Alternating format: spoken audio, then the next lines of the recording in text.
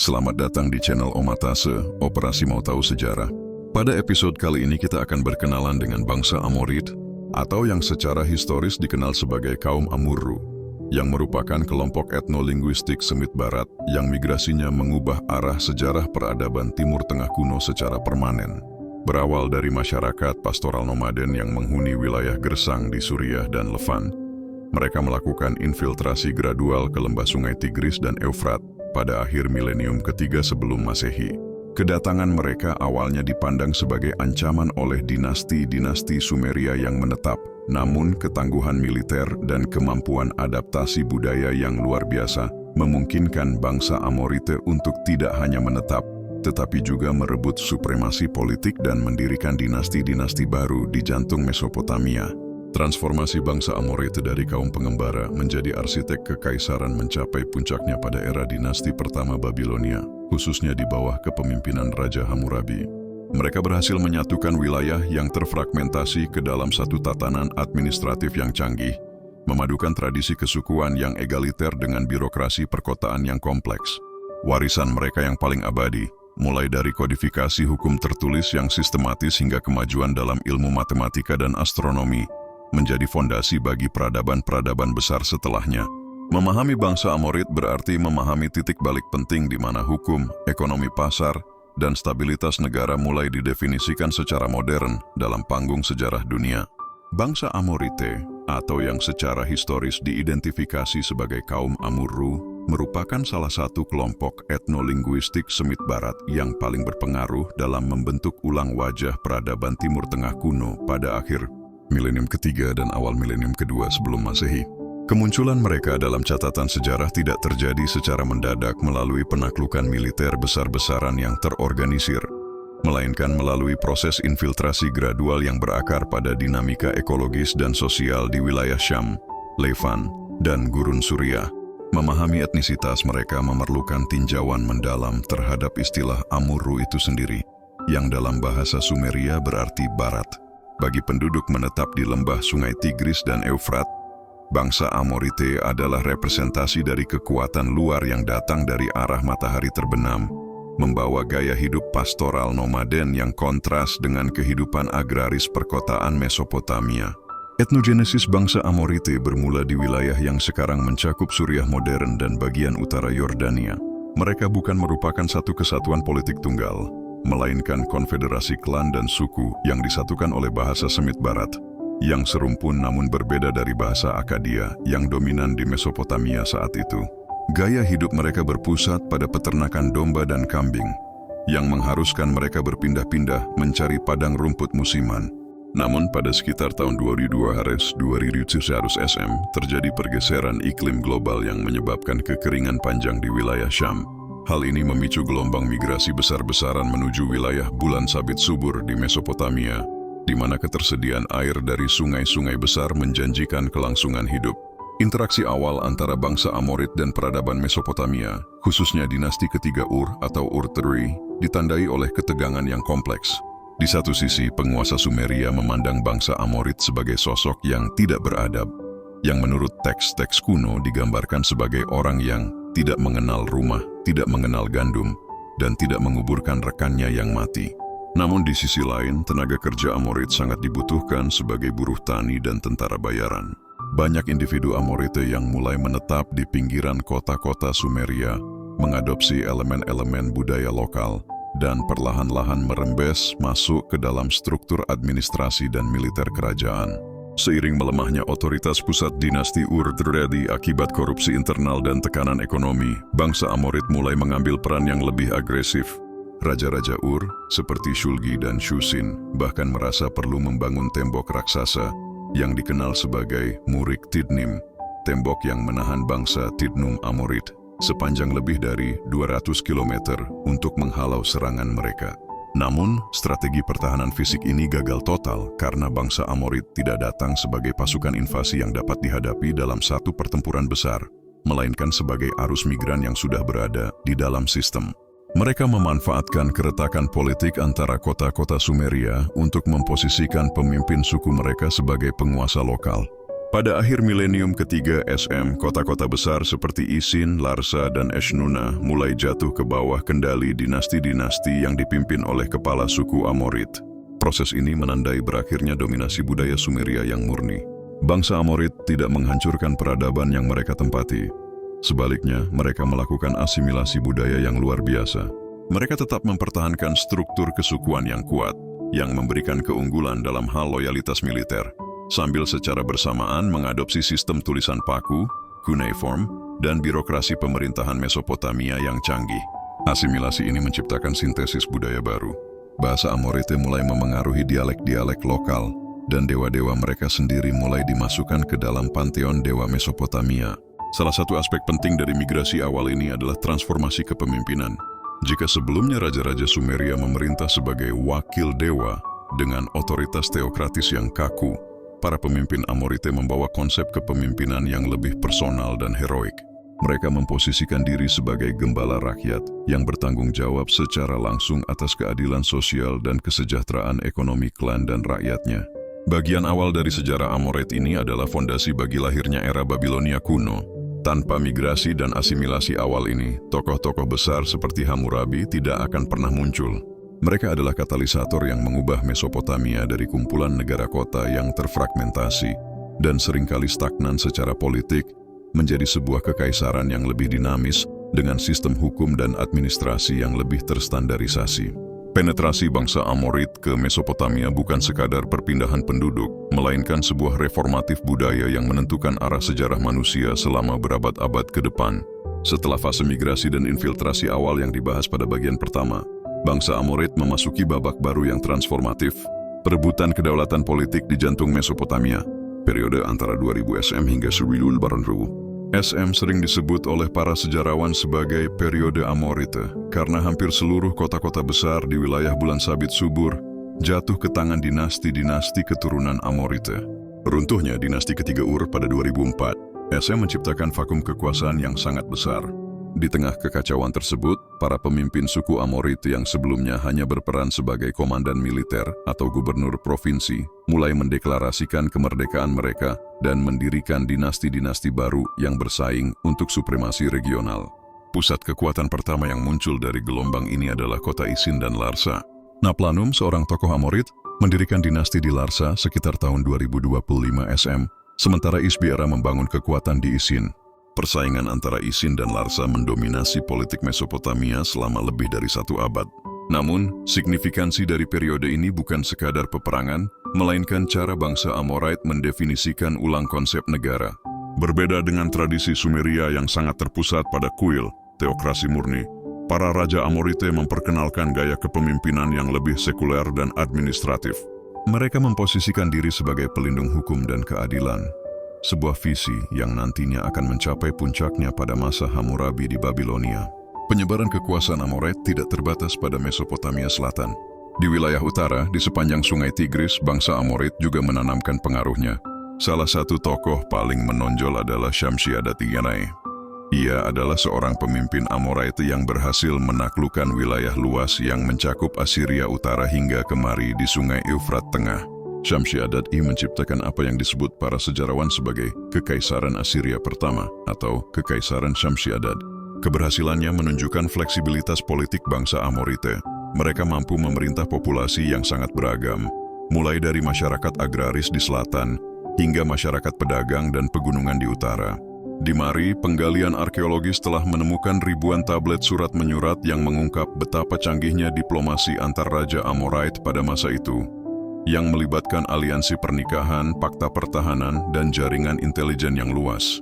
Namun permata mahkota dari kebangkitan politik Amorite adalah kota Babilonia. Sekitar tahun 1804 SM, seorang pemimpin Amorite bernama Sumu Abum mendirikan dinasti pertama Babilonia.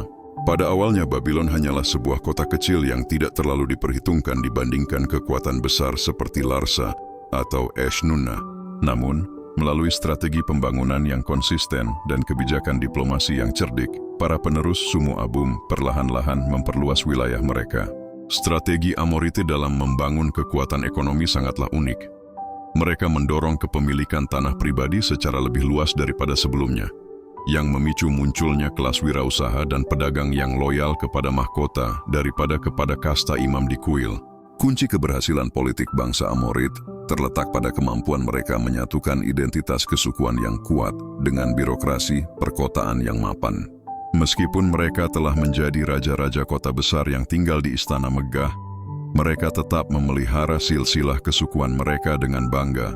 Hal ini terlihat dalam dokumen-dokumen seperti Daftar Raja Asyur dan silsilah dinasti Hammurabi yang menghubungkan para raja perkotaan ini dengan leluhur nomaden mereka yang tinggal di tenda-tenda. Kesadaran akan asal-usul ini memberikan mereka legitimasi ganda sebagai penguasa sah atas kota-kota beradab dan sebagai pemimpin tertinggi dari klan-klan militer yang tangguh. Transformasi politik ini juga berdampak pada struktur sosial. Di bawah pemerintahan dinasti Amorite, konsep warga negara mulai muncul secara lebih jelas. Raja bukan lagi sekadar perantara dewa, tetapi juga hakim agung yang dapat diakses oleh rakyatnya. Mereka sering mengeluarkan dekret keadilan, misharum, yang berisi penghapusan hutang-hutang rakyat untuk mencegah keruntuhan ekonomi kelas bawah. Tindakan-tindakan populis ini membantu menstabilkan kekuasaan mereka di tengah persaingan antar kota yang sengit.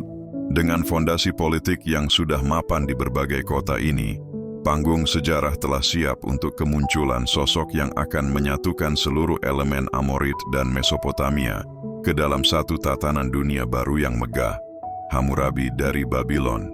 Memasuki abad ke-18 sebelum Masehi, dinamika politik bangsa Amorid mencapai titik kulminasi yang paling spektakuler di bawah pemerintahan Raja ke-6 dari dinasti pertama Babilonia, yakni Hammurabi, memerintah sekitar 1792-1750 SM. Sebelum naik takhta, Mesopotamia adalah medan pertempuran bagi berbagai kerajaan Amorite yang saling bersaing, seperti Larsa, Mari, dan Eshnunna. Hammurabi mewarisi sebuah kerajaan kecil yang terjepit di antara kekuatan-kekuatan raksasa tersebut. Namun, dengan kecerdasan diplomatik yang luar biasa dan kesabaran strategis, ia berhasil mengubah Babylon dari sebuah kota satelit menjadi pusat gravitasi dunia kuno. Ia menghabiskan 3 dekade.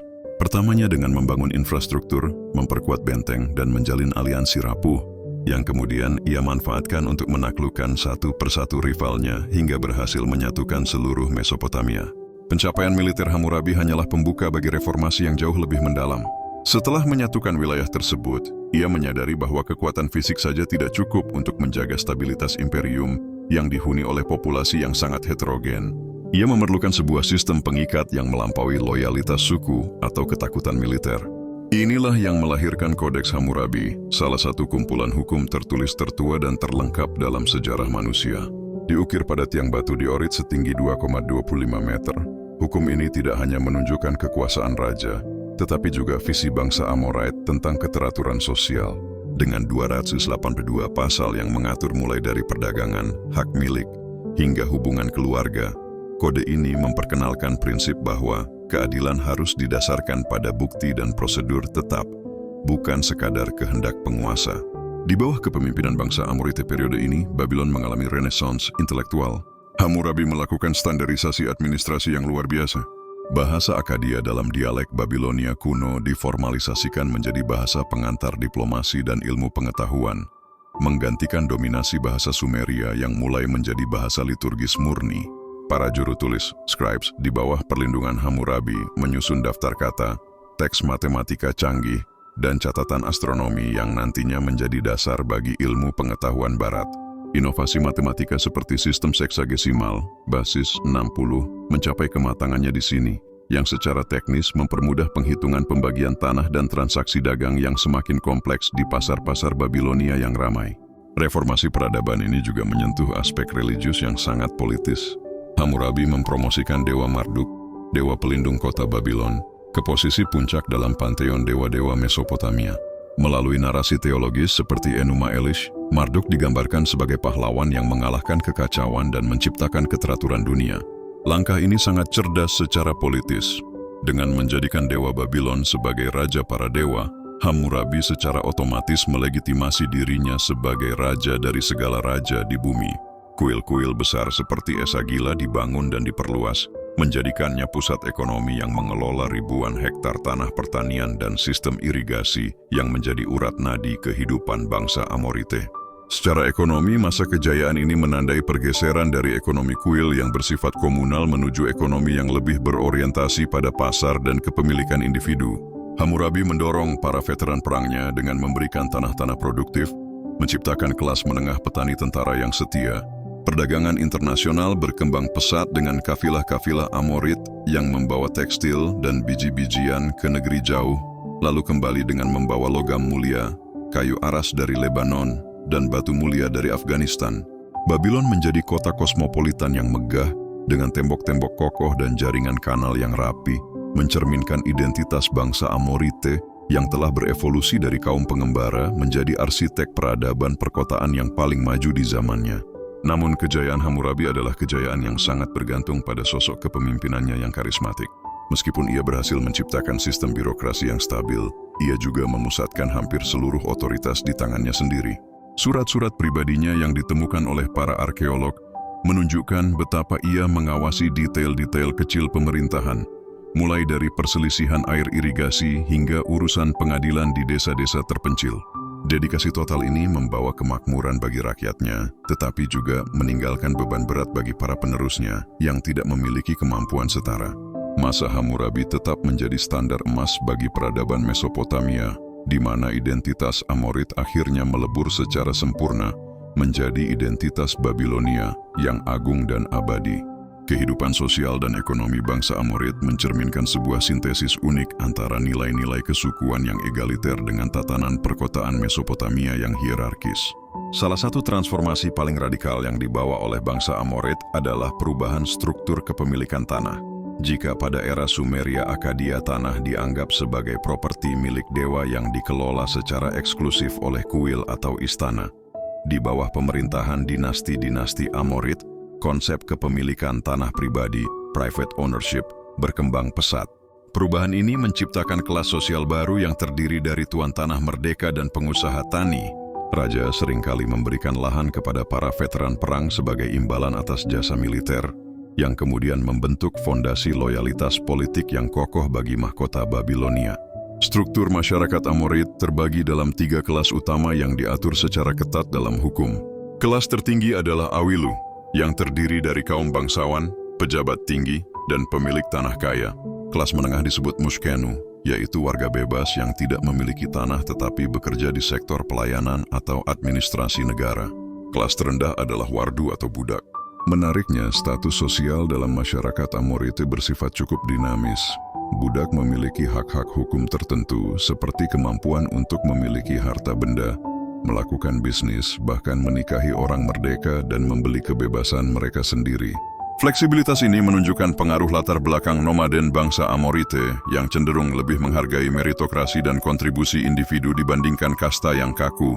Ekonomi bangsa Amorid sangat bergantung pada sistem irigasi yang dikelola secara terpusat namun dioperasikan secara lokal. Pertanian gandum, jelai, dan kurma menjadi komoditas utama yang menghidupi populasi kota yang membengkak.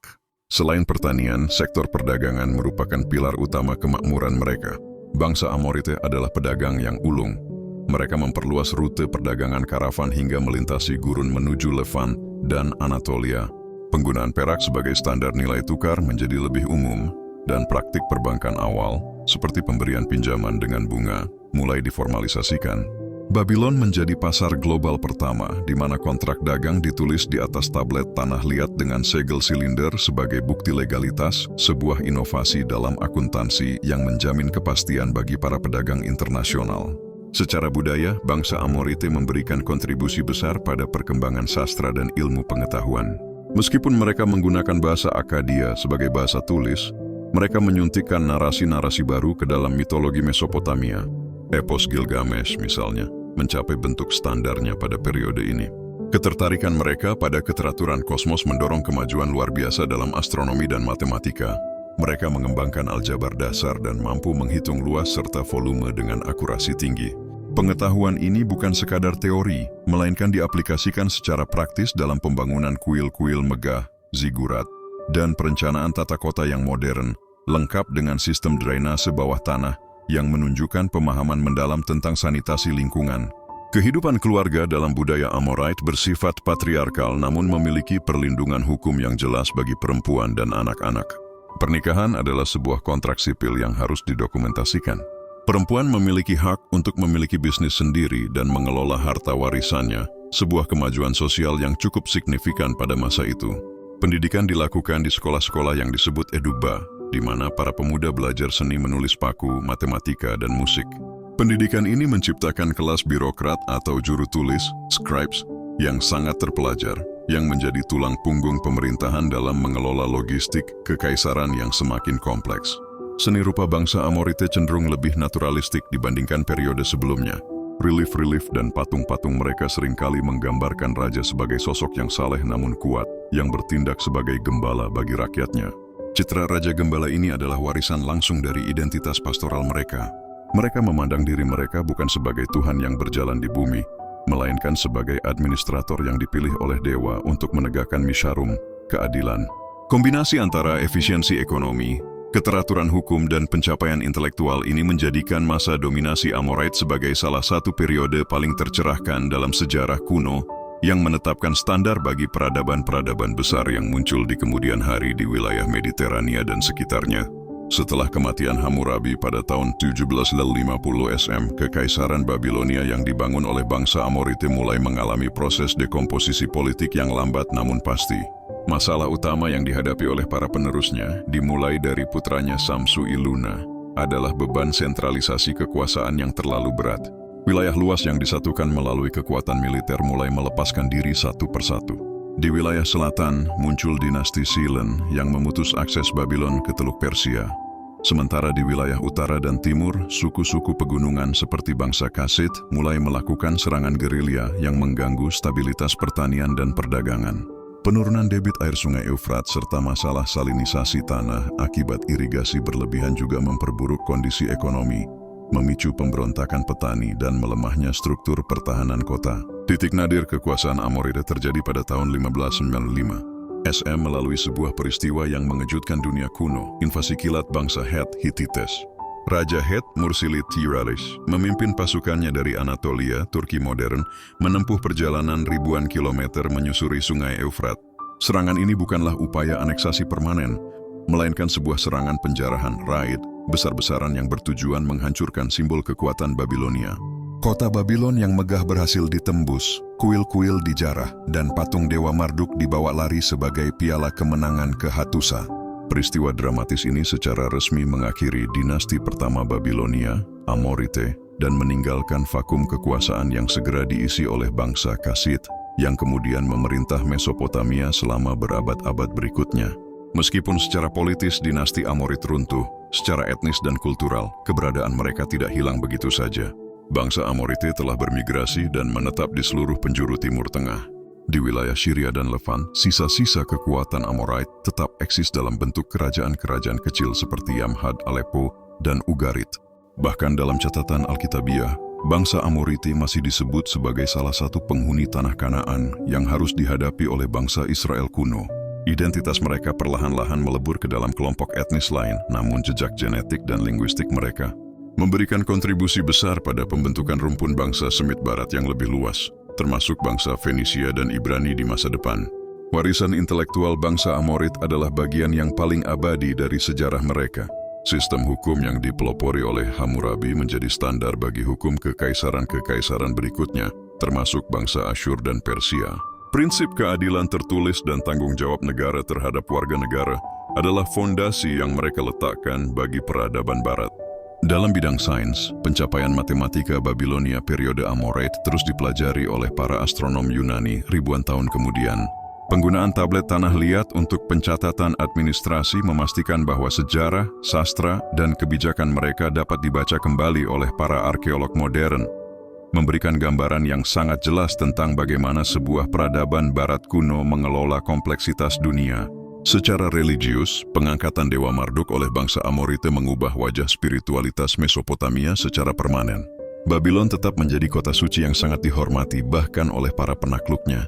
Siapapun yang menguasai Mesopotamia setelahnya, baik itu bangsa Kasite, Asyur, hingga Persia, merasa perlu untuk mendapatkan restu dari Dewa Marduk di Babylon guna melegitimasi kekuasaan mereka. Hal ini membuktikan bahwa bangsa Amorite berhasil menciptakan sebuah budaya pusat yang begitu kuat sehingga mampu bertahan melampaui eksistensi biologis atau politik mereka sendiri.